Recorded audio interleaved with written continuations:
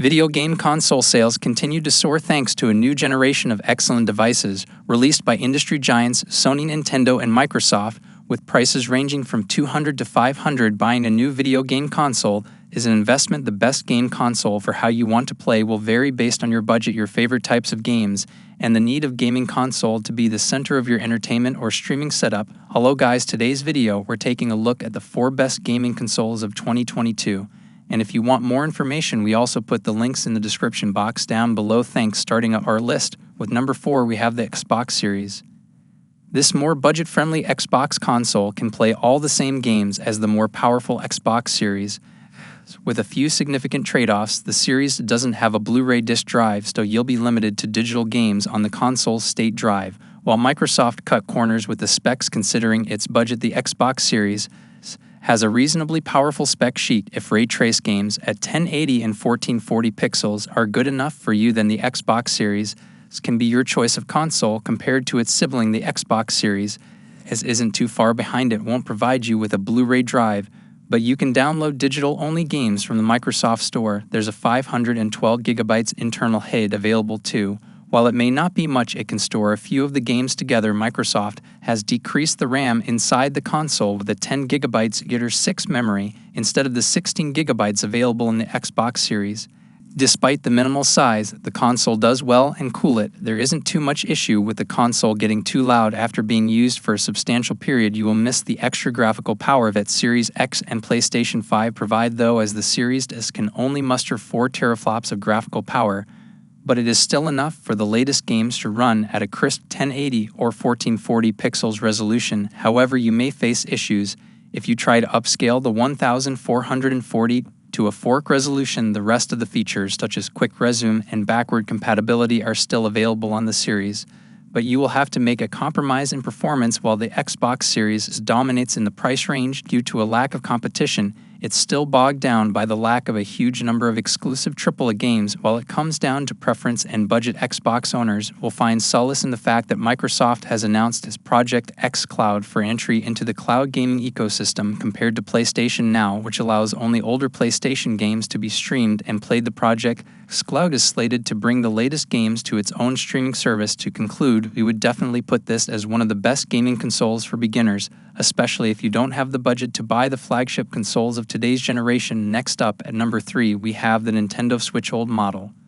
The Nintendo Switch hybrid portable design has made it wildly popular. You can take it on the go and play games in 720 pixels on the small screen or connect it to your TV with the included dock for a full 1080 pixels head gaming experience. The 350 Switch OLED is the newest version of the console, incorporating a larger, brighter OLED screen, an improved kickstand, and slightly better audio for $50 more than the original device. Both Switch OLED and the 300 standard Switch come with 2 removable Joy-Cons that can be used as individual motion controllers, making it ideal for playing with a friend. While on-the-go Nintendo Switch games come in durable cartridges rather than on Blu-ray discs, making them easy to store in a case and travel with. The console also has expandable storage via microSD card, so if you can boost the fairly small 32 gigabytes internal storage by up to 2 terabytes to store more digital games, the 200 Switch Lite is an ideal choice for solo portable play.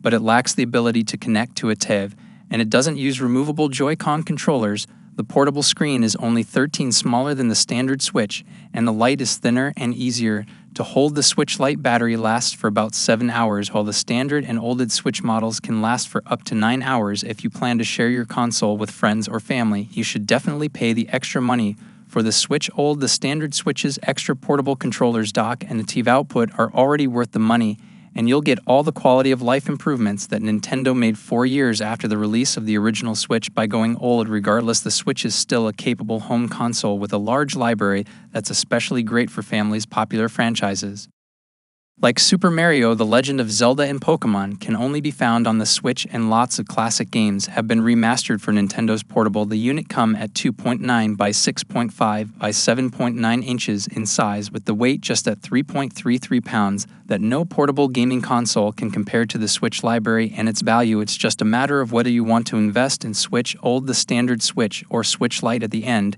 If you're just looking for a way to play games while you travel, you can stream games to your smartphone using a video game streaming service like Xbox Game Pass Ultimate, Google Stadia, or Amazon Luna, and connect a controller to play. At the number 2, we have the Xbox Series.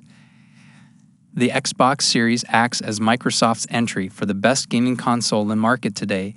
It's the beefier sibling of the more affordable Xbox Series and comes with a range of enhancements. While most consoles released from the same parent company tend to have minor differences in specs and prices, the differences between the Xbox Series X and Series are significant. They offer a substantial change in both specifications and prices. With this console, Microsoft aims to bring 60 frames per second gaming at 4K resolutions. Considering this, they set up a beefy rig in the Xbox Series X and partnered with AMD to include a core processor that has a maximum clock speed of 3.8 GHz, and it's paired with 16 GB of RAM. There's expandable storage of up to 1 TB and an output of HDMI 2.1. The console has a 4K Ultra HID Blu-ray drive for the latest games that supports with Dolby Atmos. Moreover, if you'd like to turn on the latest bells and whistles for graphical games, you'll find absolutely no issues with the ray tracing support. Now you can play older Xbox games on new hardware. That the Xbox Series X is backward compatible with a huge number of older games for the Xbox One. Since the new console uses a solid-state drive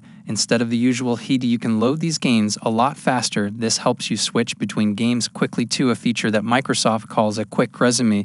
The difference between the PlayStation 5 and Xbox Series X lies in the graphical department. Microsoft has managed to beat Sony in this department, that the Xbox Series X claims a whopping 15 teraflops, while the Sony PlayStation 5 can manage only 10.28 teraflops. While this isn't a complete comparison, in theory the Microsoft Xbox Series should be able to push the graphical boundaries slightly farther than its competitor. In games available on the consoles, you will get the major AAA games released through the next few years. However, you will have to miss out on the PlayStation 5 exclusive titles.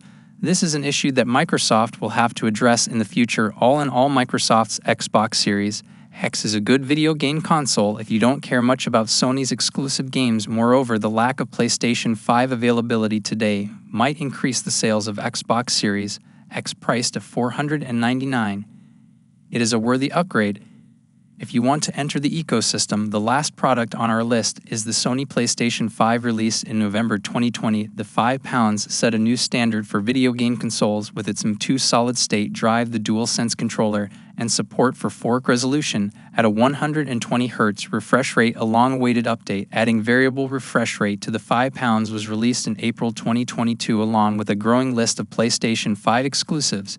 The console has access to thousands of backwards compatible PlayStation 4 games. £5 owners who subscribe to the standard version of Sony's PlayStation Plus service will get access to more than a dozen classic £4 games right away, and more games are added to the Plus collection each month. The £5 will automatically upscale £4 games when possible, boosting frame rates and overall resolution. Even games with support for the powerful £4 Pro, like The Last of Us Part 2 and The Ghost of Tsushima, can see improvements on £5 PlayStation's exclusive game franchises like the Ratchet & Clank, Spider-Man, and the God of War. Use the unique features of the DualSense controller, like haptic vibration feedback and a built-in microphone. These exclusive games and features give the £5 an edge over the Xbox Series X and make the console hard to skip for gamers who want to play the latest blockbuster releases. Sony is still working to make the PlayStation's digital game library as robust as Xbox Game Pass, and Xbox Live PlayStation Plus Premium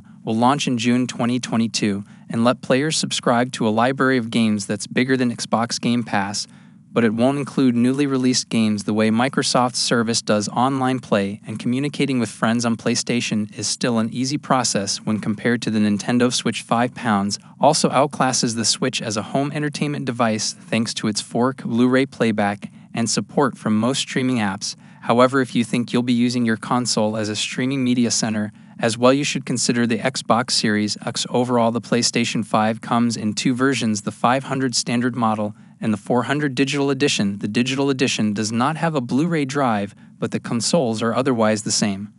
We recommend picking up the standard edition if you want to buy physical games or have a collection of old £4 games.